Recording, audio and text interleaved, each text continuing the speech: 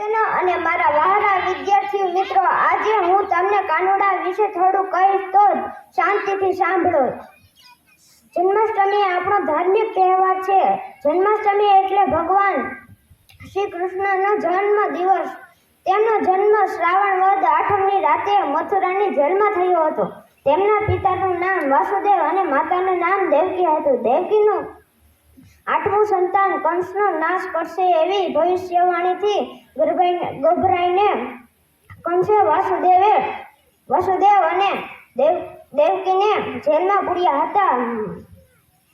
મધરાતે શ્રી કૃષ્ણનો જન્મ થયો પછી વાસુદેવ શ્રી કૃષ્ણને કંસના અત્યાચારથી બચાવવા માટે ગોકુળમાં નંદ રાજાને ઘેર મૂકી આવ્યા અને જશોદાની દીકરી પોતાની સાથે લઈ આવ્યા. તેથી શ્રી કૃષ્ણના જન્મ દિવસે ગોકુળ અષ્ટમી પણ કહે છે.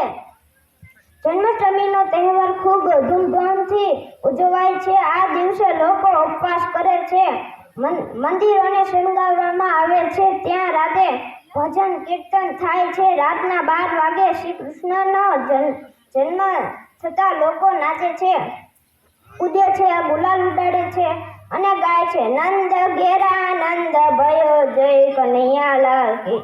બોલો શ્રી કૃષ્ણ કનૈયા લાલ કી.